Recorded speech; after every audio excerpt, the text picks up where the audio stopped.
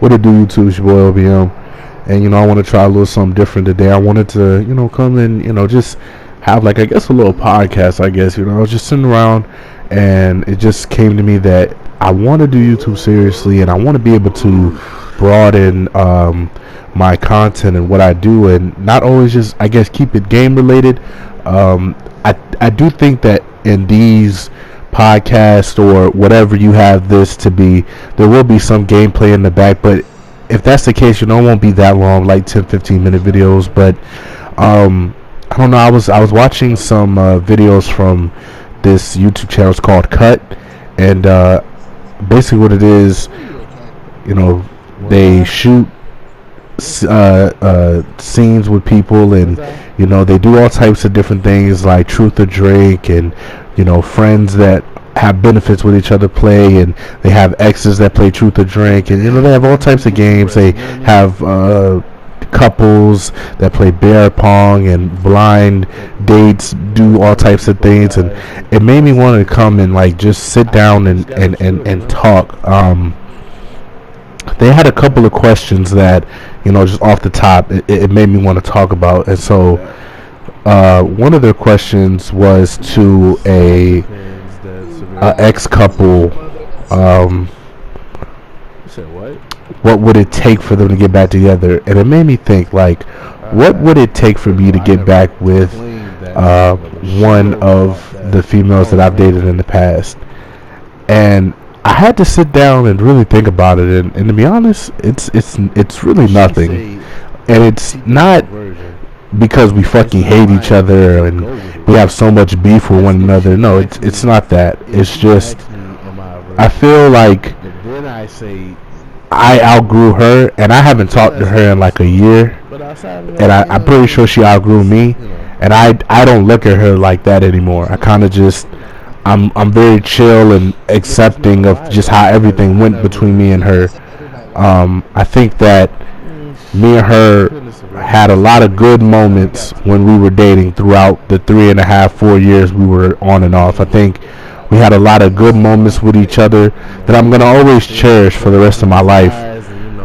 But I think just because we had more bad moments than good moments, and the bad moments, they were bad. So I don't know, I think it was more hard for me to look at her the same, I guess, because of how things played out between me and her.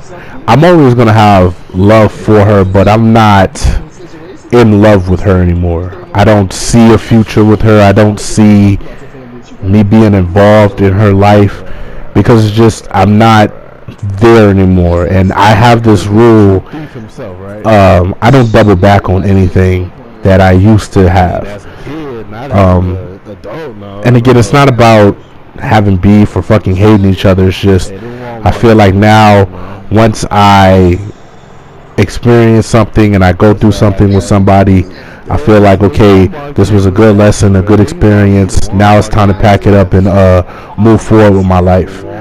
And honestly, I've done that. I feel like anytime there's somebody doubling back, it's always the females. And even with the beloved that I was on and off with for 3.5 years, like, I would leave her alone and she would hit me up, and I guess it's because I have that effect on people to where when you meet me, it's kind of hard to erase me from your memory, because not only do I leave you with good memories, but because I'm such a genuine person that I never faked it with anybody. Anybody that I took serious, I never faked it with them. I always kept it up front. Now, I do think that I wish things would have went differently with me and her. Not as far as like the outcome of just us not being together, but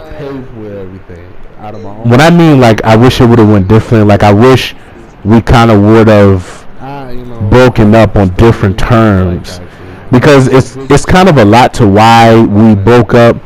But I just wish that it was kind of like on different terms.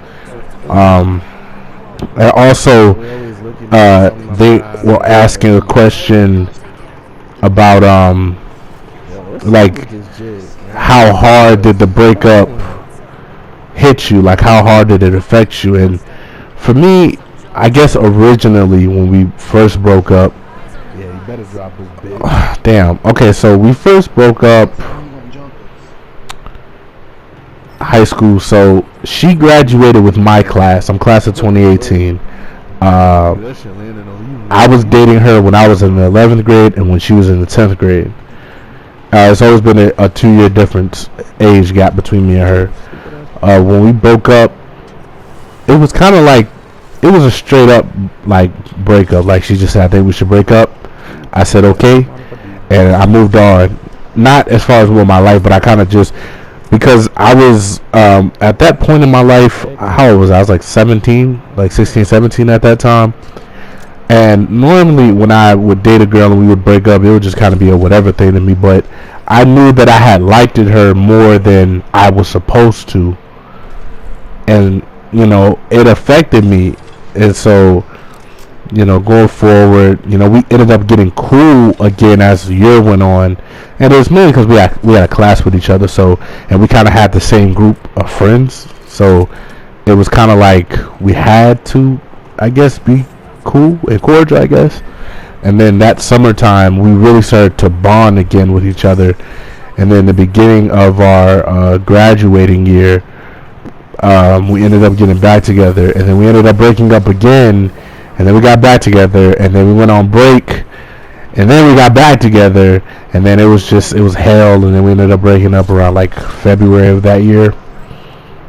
And then it's a whole bunch of other stuff. But yeah, I kind of just wish that it went differently, but I'm glad it went the way that it did, because the breakup helped me become who I am right now. I have a higher tolerance for things, and it's, you know, when you're dealing with somebody that is a compulsive liar, you start to, you know, deal with less shit from other females and shit, you know. Okay, that's that. I want to kind of gravitate to something else now. You know, I have their channel up right in front of me right now, and this video I'm watching, it's Friends with Benefits play Truth or Drink, and it made me think, like, could I do Friends with Benefits with somebody? And then I thought about all the failed attempts that I had with somebody that I was supposedly, I'm doing air quotes here, supposedly friends with benefits with.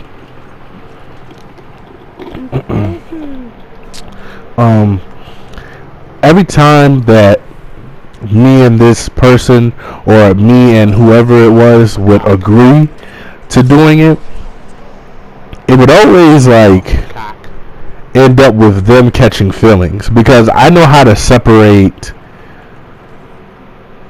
pleasure and business. I know how to separate the two.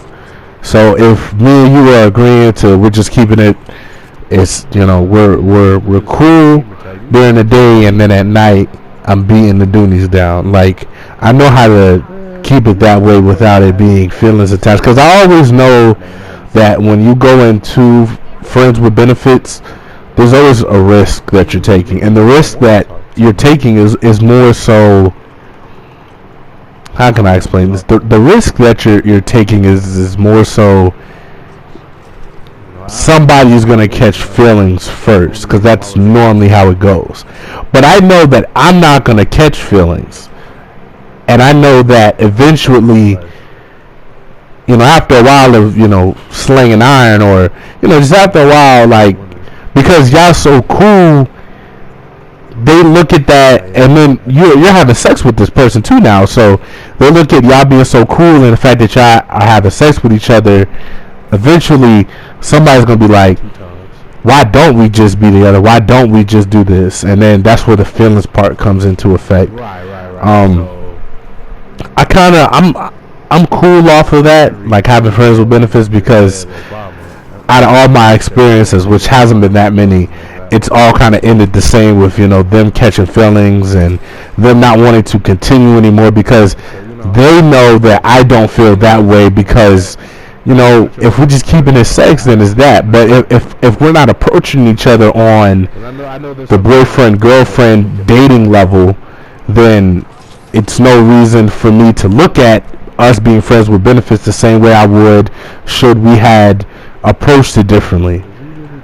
I also think that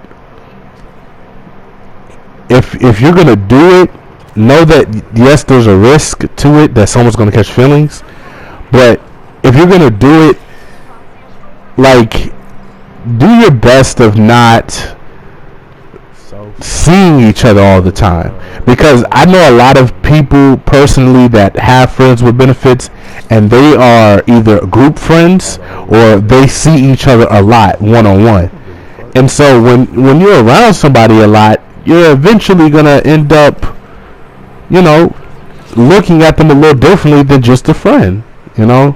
I have a lot of homegirls that I've never had sex with, but I know that we are friends because that's the barrier that we've set between each other. And I've always, and you know, I'm gonna say this, I have good looking female friends slash homegirls. I know that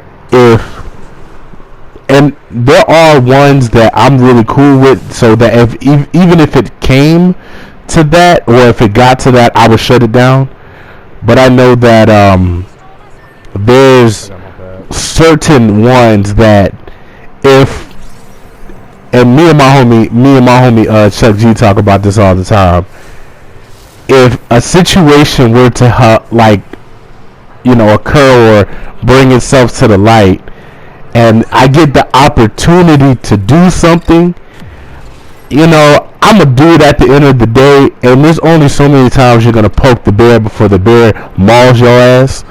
So, you know, I'm not indirectly, I'm gonna say yes, I'll do something, but I know that if I do something, because I don't look at them as and this goes for the ones that I would do stuff with.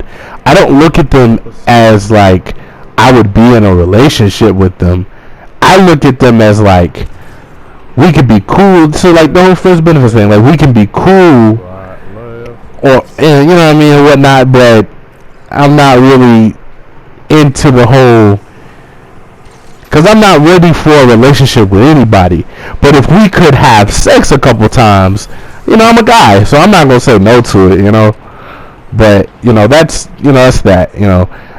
I'm gonna cut this short here. I enjoyed this little 13-minute time with talking and just, you know, broaden my horizon of content. This is raw and uncut, so this is not going to be edited at all. Hopefully I can get feedback from this. If you've made it this far, let me know in the comments section what, you know, topics you would like for me to talk about, or what you want to see from me and this channel going forward. I'm looking forward to the growth, the grind, and the development of, you know, this whole thing. And I know there's going to be up days, and there's going to be down days, and so I'm looking forward to seeing what we can do for after this. But other than that, make sure you like, comment, and subscribe. Turn on your post notifications. Make sure you tell somebody to tell another person about me. That's it. I'm out.